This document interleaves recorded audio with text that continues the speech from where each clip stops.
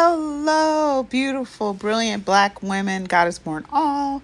I hope that you are holding yourselves, your daughters, granddaughters, nieces, and goddess daughters uplifted, protected, and held sacred.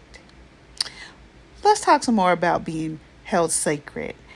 And I'm going to use our goddess born Jill Scott as an example. But I'm also going to give you a little bit of something from history so that we can connect the dots. Let's get into it, Black women. This book is really pretty impressive to me.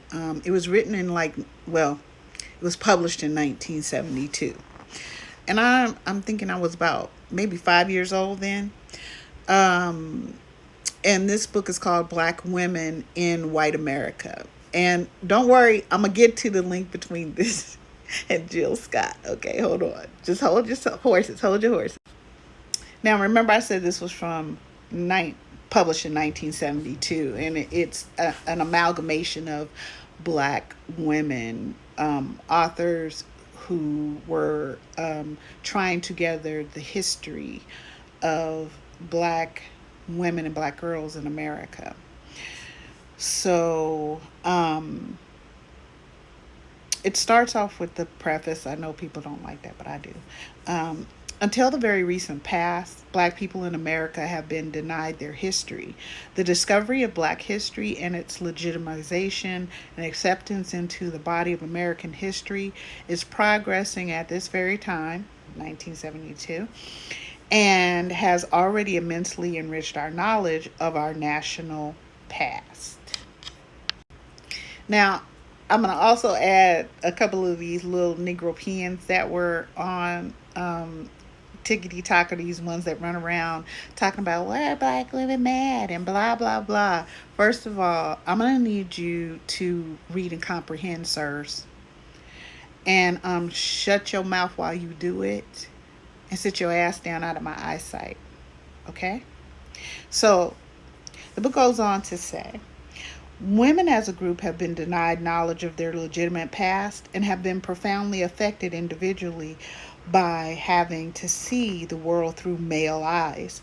Seeing women cast only in a subordinate and inferior positions throughout history, and seldom, if ever, learning about female heroines of women, of achievements, American girls are conditioned to limit their own life goals and self-esteem.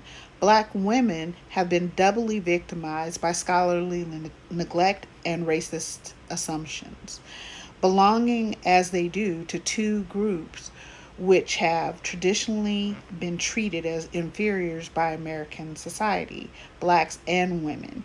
They have been doubly invisible. Their records lie buried, unread, and infrequently noticed, and even more seldom interpreted.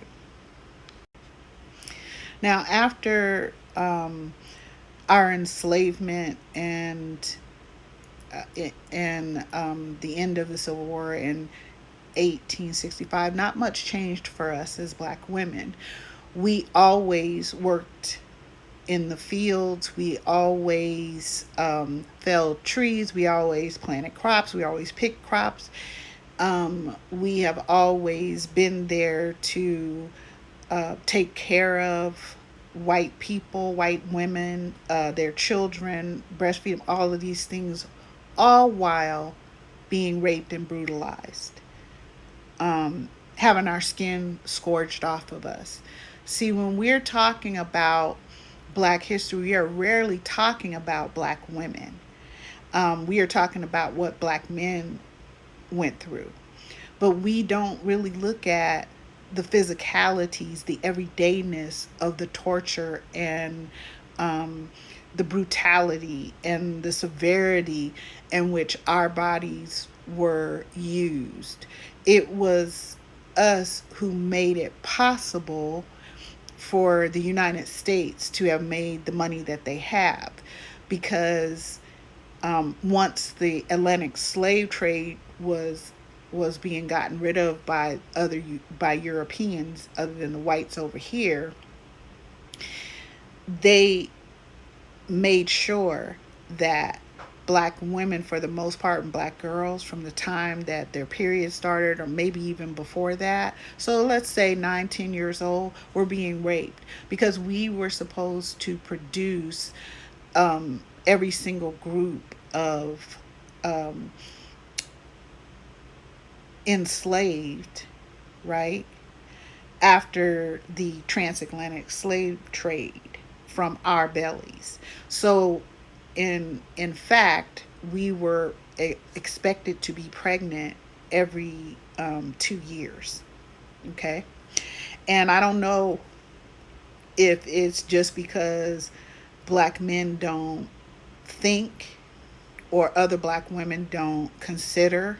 You know, those black women who worship black men don't consider um, all the other black women and the black girls. But I'm going to tell you, those of us who've born children and we've gone through pregnancies and we've created children in our bodies, there's nothing cute, blah, blah, blah, whatever about it. Now, that might have been for white bitches, but that wasn't had nothing to do with us. We were literally tortured throughout our pregnancy. We weren't we weren't clothed, we weren't fed properly. Um, Sometimes our children passed away, and we were beaten if that happened. Like y'all have no idea what we've gone through, and you don't care to know. But you'll sit up here on Tickety Talk or wherever the fuck you are and ask us questions about why are we angry. Um, First of all, I'm grown. I can be angry. Okay? And there's a specific thing that we as black women have had to do under such racist racism and terrorism, right? We still had to work with the most violent motherfuckers on the planet in their homes, taking care of them and their children when they were sick, when they were this, and having a care and a compassion for them, while trying to train our children not to be the next target, the next victim of not only mutilation and terror, but also death through torture. And the most violent motherfuckers on the planet is not white men. They just second violent. Okay? The most violent motherfuckers on the planet are white women. And during Jim Crow, during Civil Rights era, even after that, we had to work with these bitches and be terrorized by them and do all of these things. We didn't get to sit at home. That we never sat at home. Okay? But what that meant is that because we always had to do these low paying type jobs, then we started also looking at building our education to get ourselves out of these spaces where we had to be tortured over every day, and we still get it every fucking day when we work with white women. Okay? So Jill Scott sings this beautiful rendition of These America's National Anthem. And I'm going to tell y'all right now, girl, I was just in tears. And what I don't fucking understand is how black men, or even some black women, could get on here and talk shit about her. And she's not, like, this is America and blah, blah, blah. Fuck y'all. Okay? This is not America. This is the United States. Okay? And after everything that has been done to us as black women, after all the shit we suffer and still are suffering through, you want to question a grown ass goddess born about what she sings? You have nothing to say about us, to us, or for us as black women. Shut your fucking mouth and don't speak on Jill Scott. She is grown and she is goddess born. All white folks need to do, and the niggas that love them, is bend the fucking knee.